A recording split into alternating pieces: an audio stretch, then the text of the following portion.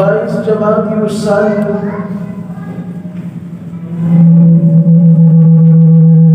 حضرت صدیق اکبر رضی اللہ تعالی عنہ کا یوم وفات ہے۔ اسی مناسبت سے اس مجلس کا انعقاد کیا گیا ہے۔ اللہ تعالیٰ سے دعا ہے کہ وہ مجھے حق کہنے، آپ کو حق سننے اور سمجھنے، اور ہم سب کو اس حق پر عمل کی توفیق عطا فرمائے۔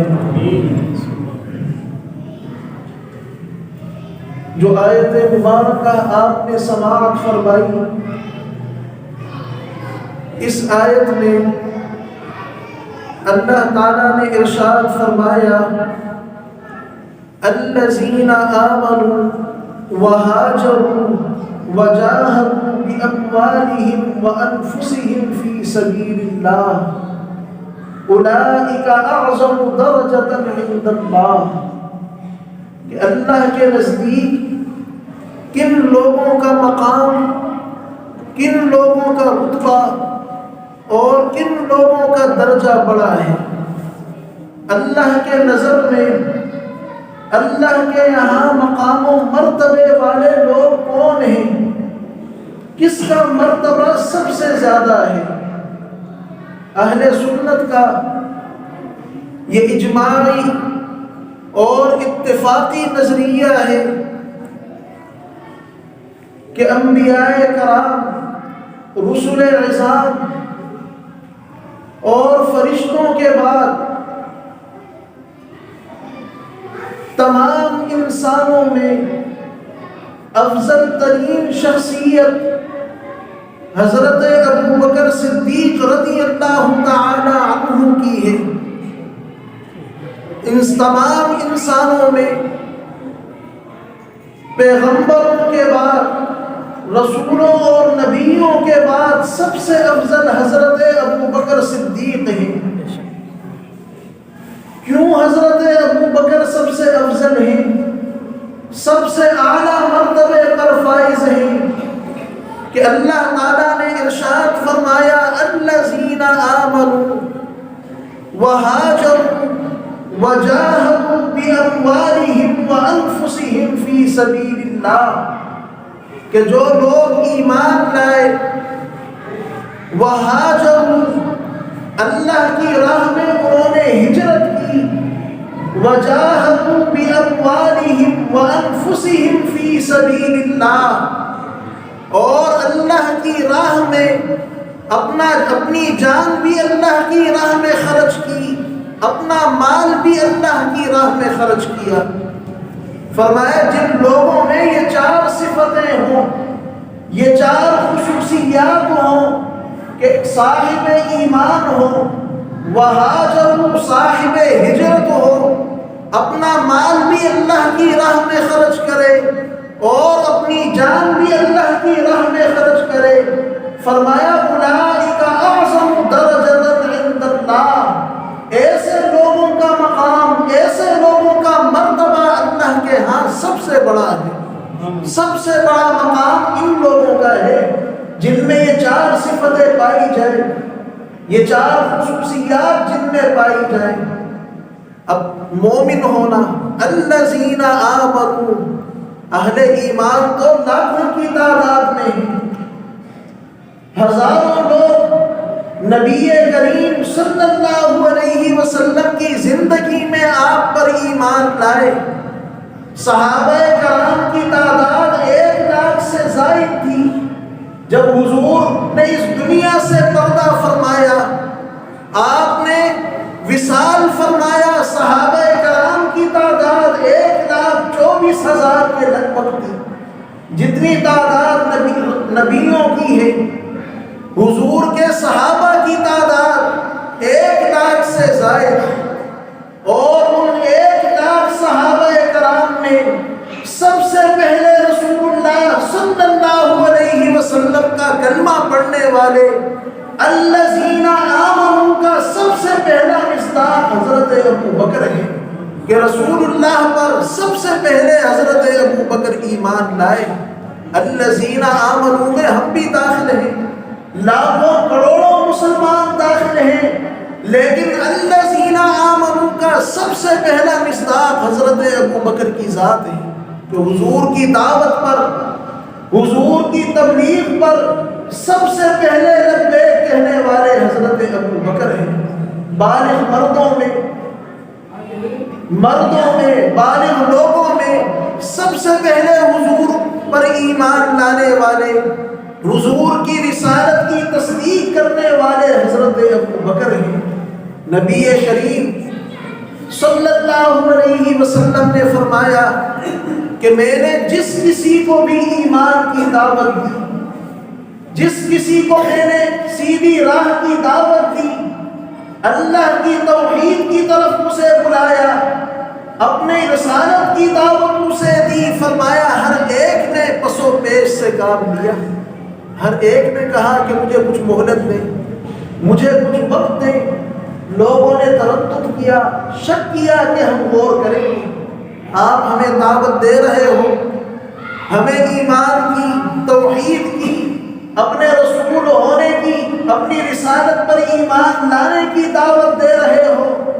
حضور نے فرمایا کہ ہر ایک نے مجھ سے وقت مانگا، ہر ایک نے مجھ سے مہلت مانگی کہ مجھے کچھ وقت دو، غور کر کے بتائیں گے، سوچ کر جواب دیں گے کہ آپ پر ایمان لانا ہے یا نہیں۔ فرمایا 1 لاکھ صحابہ میں سے مجھ پر ایمان لانے والے لوگوں میں سے واحد حضرت ابو بکر وہ شخص ہیں کہ جو بغیر کسی تردد کے پس و پیش کے مجھ پر ایمان لائے۔ انہوں نے کوئی وقت طلب نہیں کیا، کوئی مہلت مجھ سے نہیں مانگی کہ وقت مانگا ہو، مہلت مانگی ہو کہ غور و فکر کروں گا۔ فرمایا حضرت ابو بکر نے کوئی وقت، کوئی مہلت نہیں مانگی، باقی ہر ایک نے مجھ سے مہلت مانگی، غور و فکر کا وقت مانگا۔ الذین آمنوا، سب سے اعلیٰ مصداق، سب سے اعلیٰ مرتبے پر ایمان کے حضرت ابو بکر ہیں۔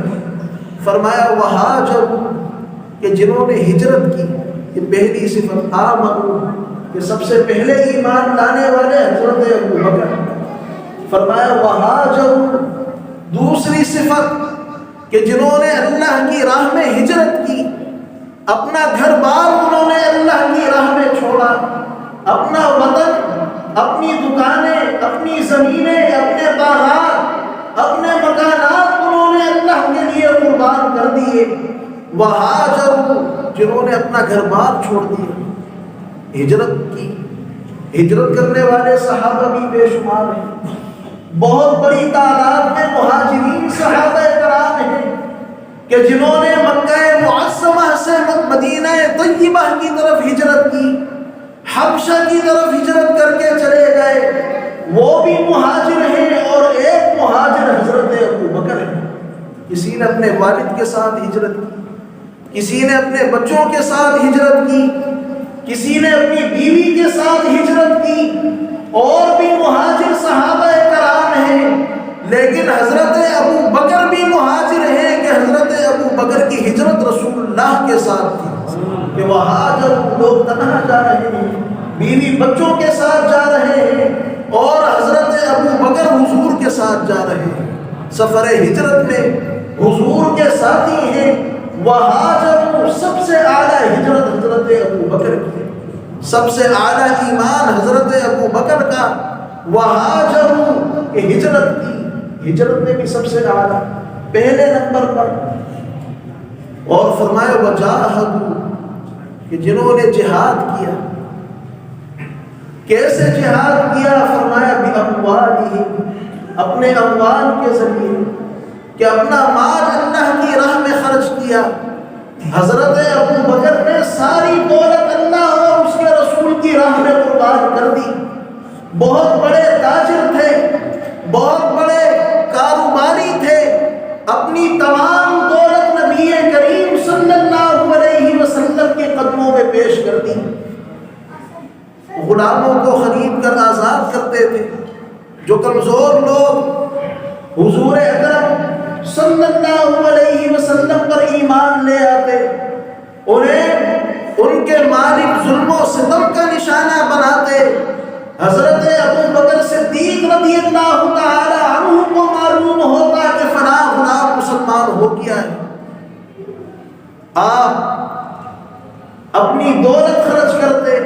اپنا مال خرچ کرتے، اس کے مالک سے خرید کر اسے آزاد کرتے۔ حضرت عامر بن فہیرہ، حضرت زبیرہ، حضرت بلال، بے شمار غلاموں کو، بے شمار لوگوں کو حضرت ابوبکر نے خرید کر آزاد کیا۔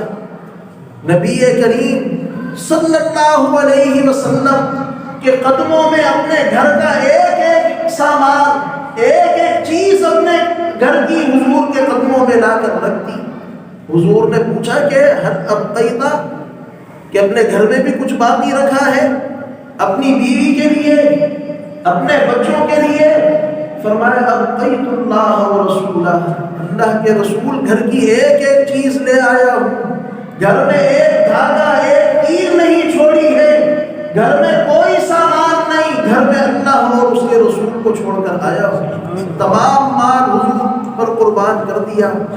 اور حضور اکرم صلی اللہ علیہ وسلم حضرت ابوبکر کی اس خوبی کا ذکر کرتے تھے، فرماتے تھے کہ بے شمار لوگوں نے اپنا مال اللہ کی راہ میں خرچ کیا، مجھ پر اپنا مال خرچ کرتے ہیں، اللہ کے دین پر اپنا مال خرچ کرتے ہیں۔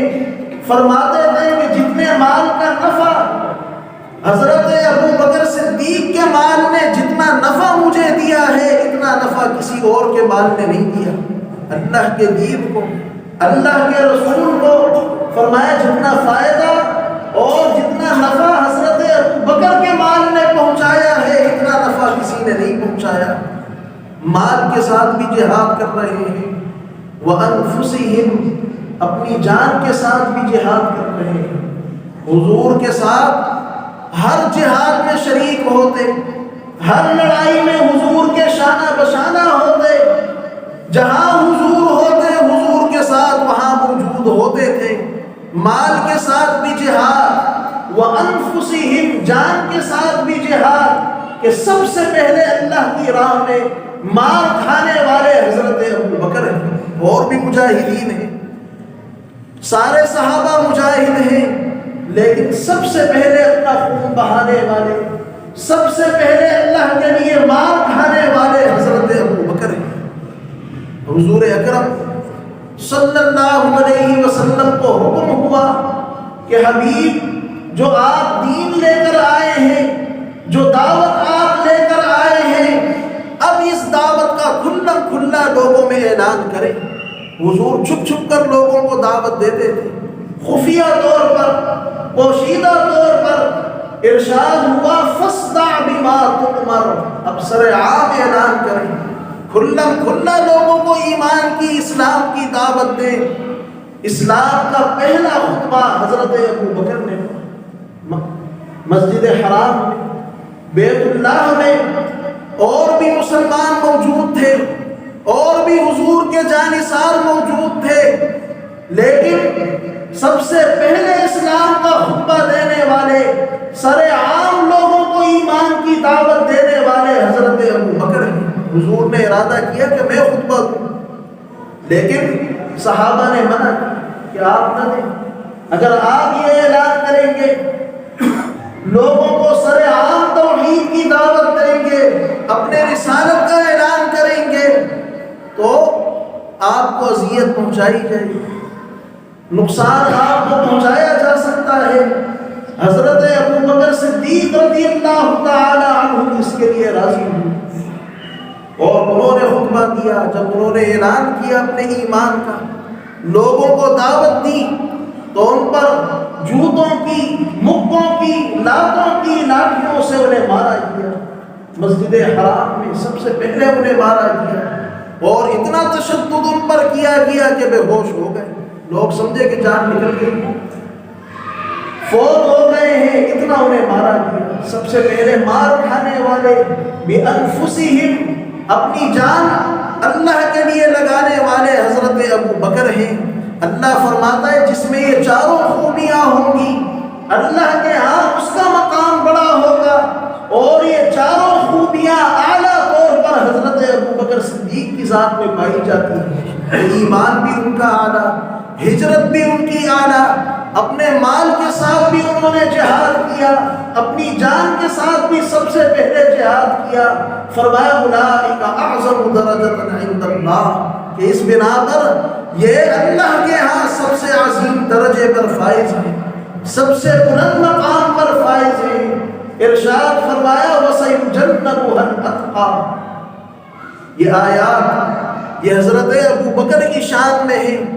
فرمایا اللہ تعالیٰ آگ سے، دوزخ سے، جہنم سے اسے دور رکھے گا جو اتقا ہو، جو اتقا ہو، سب سے زیادہ اللہ سے ڈرنے والا ہو، اسے اللہ جہنم سے دور رکھے گا۔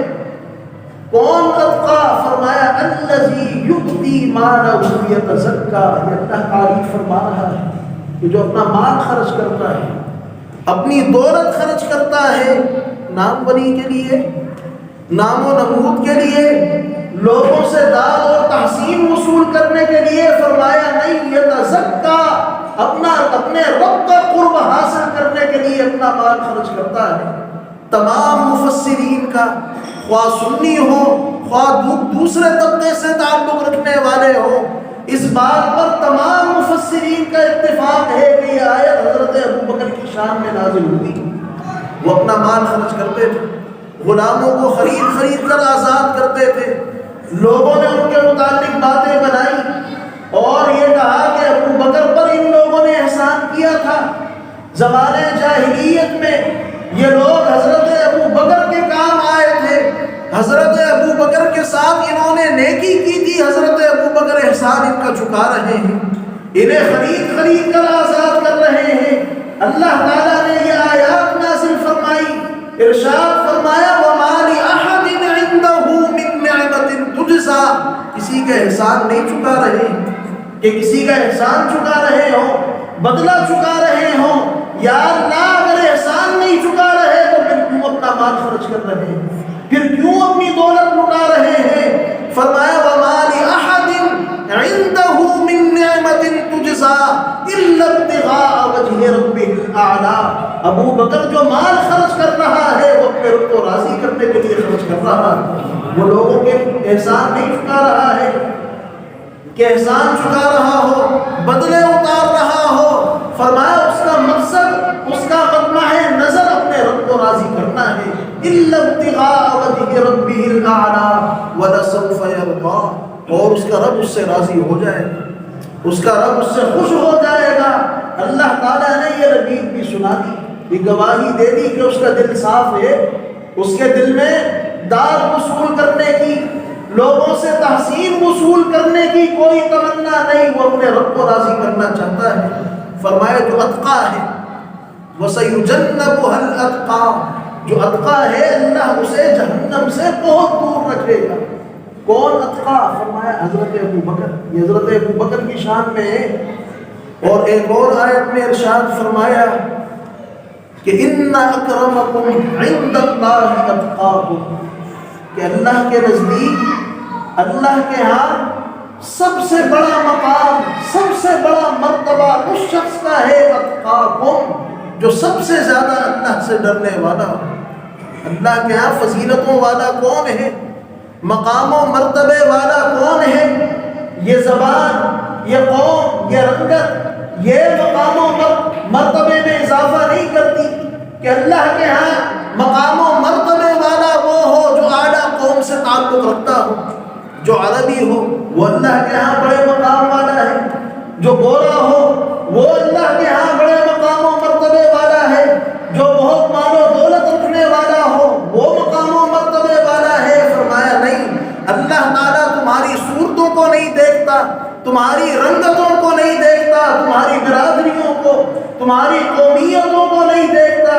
فرمایا اس کے نزدیک سب سے معزز اور سب سے زیادہ عزت والا وہ ہے اتقاکم، کہ جس کے دل میں اس کا سب سے زیادہ ڈر ہے، جو سب سے زیادہ اللہ سے ڈرنے والا ہو وہ اکرم ہے، وہ اعلیٰ ہے، وہ افضل درجۃ عند اللہ ہے۔ اور یہ کس کو فرمایا اللہ نے اتقا؟ فرمایا وَسَيُجَنَّبُهَا الْأَتْقَى۔ 29ویں پارے میں حضرت ابو بکر کی صفت بیان کی کہ اتقا وہ ہے۔ یہاں فرمایا عزت والے قابل احترام سب سے بڑھ کر وہ ہیں کہ جن کے دل میں اللہ کا ڈر ہو، اور وہاں حضرت ابو بکر کو فرمایا کہ سب سے زیادہ اللہ سے ڈرنے والے یہ ہیں حضرت ابو بکر۔ اسی بنا پر اہل سنت کا یہ نظریہ ہے کہ نبی کریم صلی اللہ علیہ وسلم کے بعد سب سے افضل انسانوں میں، تمام انسانوں میں حضرت ابو بکر ہے۔ حضور کے بعد، نبیوں کے بعد، رسولوں کے بعد پہلا مقام، پہلا نمبر اور پہلا درجہ حضرت ابو بکر کا ہے، کسی اور کا نہیں۔ نبی کریم صلی اللہ علیہ وسلم نے اپنی وفات سے قبل کچھ دنوں قبل خطبہ دیا، اپنا مصلی حضرت ابو بکر کے حوالے کیا۔ جو امامت کا مصلی وہ حضرت ابو بکر کے سپرد کیا، انہیں اپنا نائب بنایا کہ اب یہ نماز پڑھائیں گے، یہ لوگوں کو امامت کریں گے۔ اور حضور نے خطبہ دیا، فرمایا کہ لوگوں، تم نے میرے ساتھ بہت نیکیاں کی ہیں، میرے ساتھ تمہاری نیکیاں بہت ہیں، تم میرے دست و بازو بنے رہے۔ 10-12 دن پہلے حضور کا یہ خطبہ ہے، تم میرے دست و بازو بنے رہے، میری مدد کرتے رہے، میں اکیلا تھا، تنہا تھا، تم میرے ساتھ ملتے رہے، اور آج میرے جانثاروں کی اللہ اور اس کے رسول پر ایمان لانے والوں کی یہ تعداد لاکھوں میں ہے۔ فرمایا کہ تم سب میرے مددگار رہے، اپنی جانوں سے تم نے میری مدد کی ہے، اپنی باتوں سے، اپنی زبان سے تم نے میری مدد کی ہے، اپنے مال و دولت سے تم نے میری مدد کی ہے، تم سب میرے دست و بازو ہو۔ اور فرمایا کہ جس کسی نے میرے ساتھ نیکی کی، میرے ساتھ بھلائی کی، محمد نے اس کی نیکی اور اس کی بھلائی کا بدلہ اسی دنیا میں اسے چکا دیا ہے۔ کسی کا بار میرے کندھوں پر نہیں ہے، نیکیاں تم نے کی ہیں، میری مدد تم نے کی ہے۔ فرمایا جس کسی نے میرے ساتھ نیکی اور بھلائی کی، محمد نے صلی اللہ علیہ وسلم اس کی نیکیوں کا بدلہ چکا دیا ہے۔ فرمایا ما خلا ابا بکر، ایک شخص ایسا ہے کہ اس کے احسانات کا، اس کی نیکیوں کا بدلہ میں نہیں چکا سکا۔ فرمایا ما خلا ابا بکر، وہ ابو بکر ہیں کہ ان کے احسانات، ان کی نیکیاں میرے ساتھ اتنی ہیں کہ ان کی جزا، ان کا بدلہ اللہ عطا کرے گا۔ ہر ایک کو میں نے بدلہ دیا ہے، ہر ایک کو جزا میں نے دی ہے اس کی نیکیوں پر، اور ابو بکر کی نیکیاں اتنی ہیں کہ انہیں اللہ اس کا بدلہ عطا کرے گا۔ فرمایا کہ لوگوں، یہ جتنے دروازے ہیں جو مسجد نبوی میں کھل رہے ہیں، یہ تمام دروازے بند کر دیے جائیں۔ مسجد نبوی میں دروازے کھلتے تھے، یہ حضور کا اس طرح روزہ ہے، جہاں حضور کی حضرت عائشہ کا حجرہ تھا، جس میں حضور اکرم صلی اللہ علیہ وسلم کی قبر مبارک ہے۔ حضور روزے سے اس طرح مسجد میں آتے تھے، دروازہ کھلتا تھا تو اگلا قدم آپ کا مسجد میں ہوتا تھا۔ مصلی اسی طرح ہے، جیسے یہاں کمرہ حجرہ ہے، قبر مبارک ہے اور یہاں منبر ہے۔ حضور اس طرح حجرے سے آتے تھے مسجد میں، اور بھی لوگوں کے حجرے تھے، حضرت عبداللہ ابن عباس کے اور لوگوں کے حجرے تھے، وہ بھی مسجد میں کھلتے تھے، دروازے گھر بنے ہوئے تھے اس طرح چاروں طرف، اور دروازے ان کے مسجد میں کھلتے تھے، دروازہ کھولتے اور مسجد میں داخل ہوتے تھے۔ نبی کریم صلی اللہ علیہ وسلم نے فرمایا کہ جتنے دروازے یہاں مسجد میں کھل رہے ہیں، فرمایا یہ تمام دروازے بند کر دیے جائیں، الا خوخۃ ابی بکر، سوائے ابو بکر کے دروازے کے، کہ ان کا دروازہ بند نہیں ہوگا، وہ دروازہ کھلا رہے گا۔ کیوں کھلا رہے گا؟ امامت انہیں کرنی ہے، نیابت میری انہیں کرنی ہے۔ فرمایا تمام دروازے بند ہوں گے سوائے ابو بکر کے دروازے کے، کہ ان کا دروازہ کھلا رہے گا۔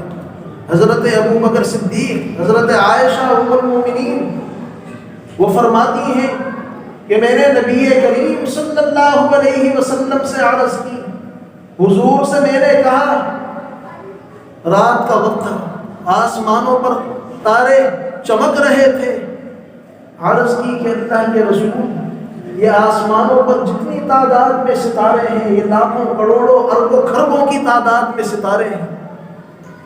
عرض کی کہ اللہ کے رسول، آپ کے اصحاب میں، آپ کے جانثاروں میں کوئی ایسا شخص ہے کہ جس کی نیکیاں ان ستاروں کی مانند ہوں؟ جتنی تعداد میں یہ آسمان کے ستارے ہیں، فرمایا آپ کے صحابہ میں کوئی ایسا شخص ہے کہ اس کی نیکیاں اتنی تعداد میں ہوں، خربوں کی اربوں کی تعداد میں؟ ارشاد فرمایا کہ ہاں۔ فرمایا عمر، فرمایا کہ اس کی نیکیاں، عمر کی نیکیاں یہ آسمانوں کے تاروں سے زیادہ ہیں۔ اتنی نیکیاں، اتنی حسنات ان کی ہیں کہ آسمانوں کے تاروں سے زائد۔ ام المومنین فرماتی ہیں کہ میں نے عرض کی کہ اللہ کے رسول و ابی، یہ تو عمر کا آپ نے بتایا، میرے باپ کی نیکیاں، ان کی نیکیاں کتنی ہیں؟ عمر کی نیکیاں میرے باپ کی نیکیوں سے زیادہ ہیں، حضرت ابو بکر کی نیکیوں سے۔ فرمایا عائشہ، تم اپنے باپ کی نیکیوں کے بارے میں پوچھ رہی ہو؟ کہا کہ عمر کی نیکیاں ایک طرف، تمہارے باپ نے، تمہارے والد ابو بکر نے جو ہجرت کی ایک رات میرے ساتھ گزاری ہے، عمر کی تمام نیکیاں اس ایک رات کی نیکی کا مقابلہ نہیں کر سکتی کہ اس کا مقابلہ کر سکے۔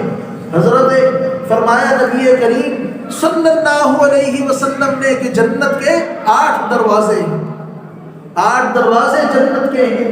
باب الصیام ہے، باب الصلاۃ ہے، باب الخیرات ہے، مختلف دروازے ہیں۔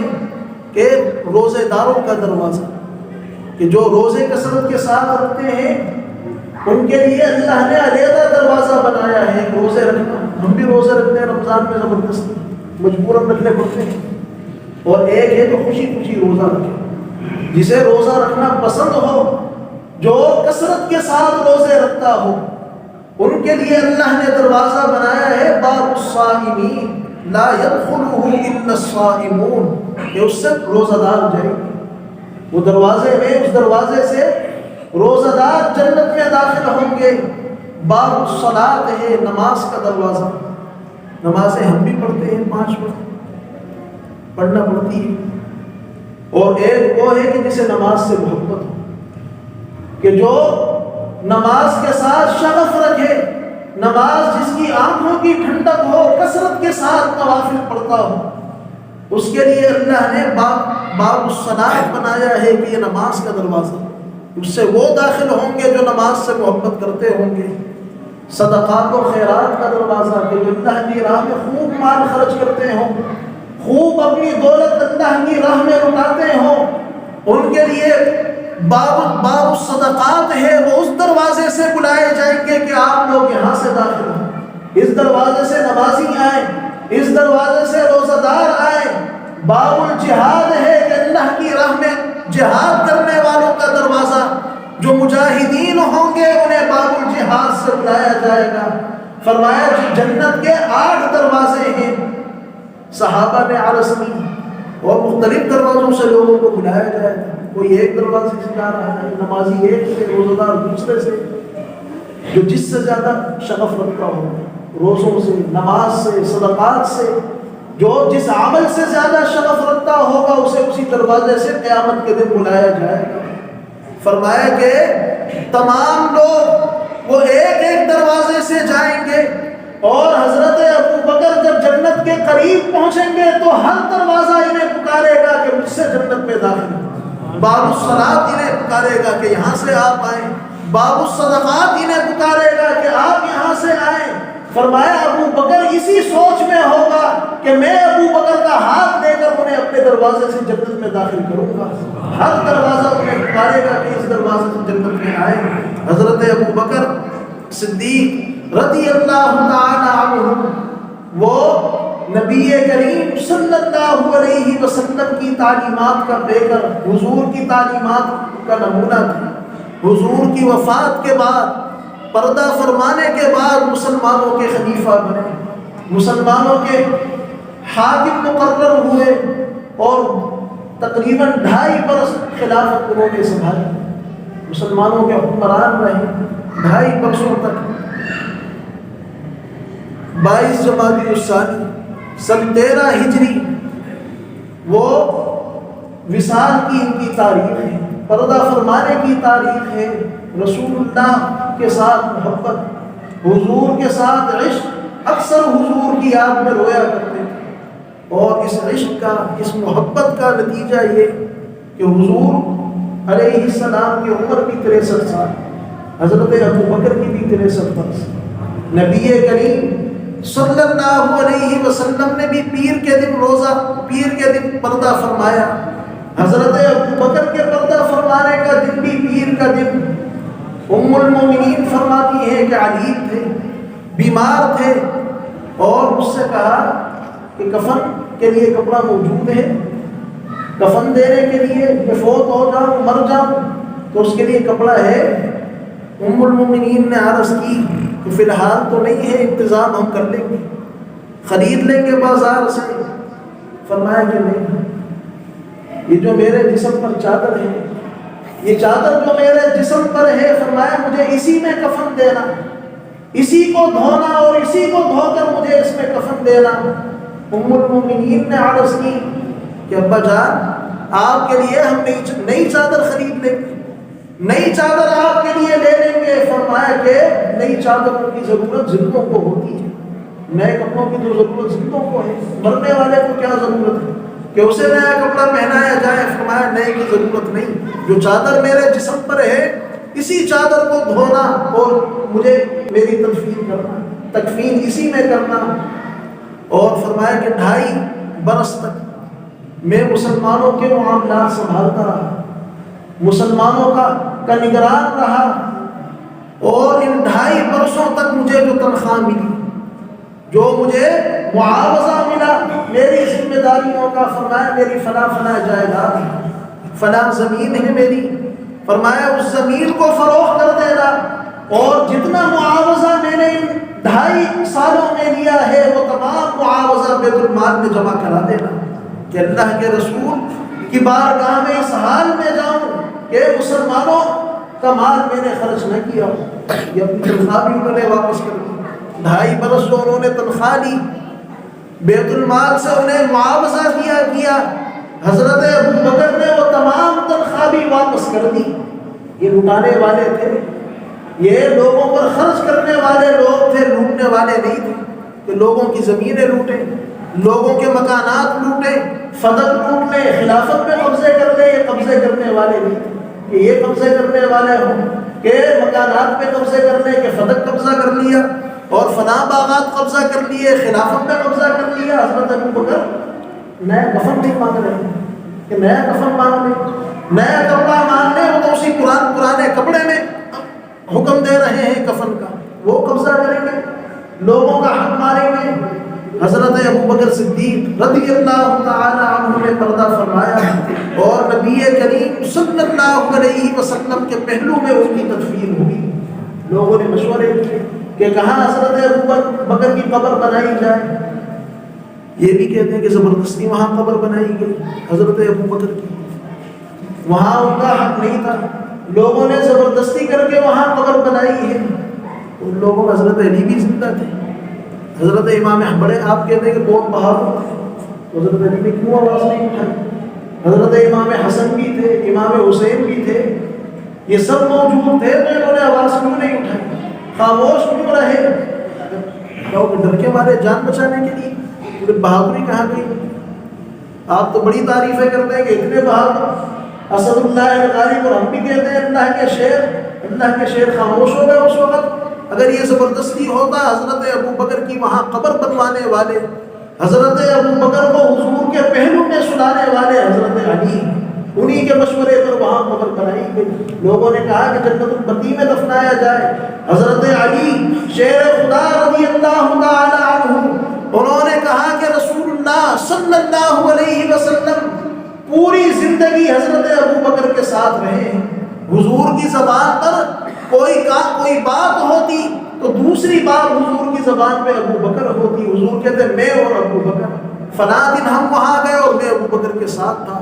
فرمایا حضور کی زبان پر جب کوئی بات آتی تو حضرت ابوبکر کا نام ساتھ آتا تھا۔ اب وفات کے بعد، پردہ فرمانے کے بعد بھی حضرت ابوبکر حضور کے ساتھ رہیں گے۔ حضور کے پہلو میں آپ کی قبر بنائی گئی، حضرت عمر کی قبر ہے دوسری طرف۔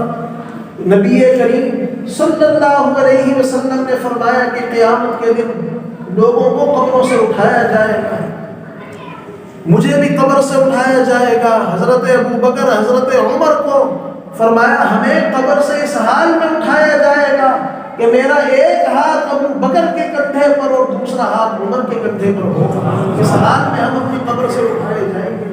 حضرت ابو بکر صدیق رضی اللہ تعالی عنہ کی وفات کی رات ہے، اگلے دن صبح آپ کو وصال ہوا، پردہ ہوا۔ اللہ تعالیٰ روح صدیقی پر اپنی بے شمار رحمت نازل فرمائے۔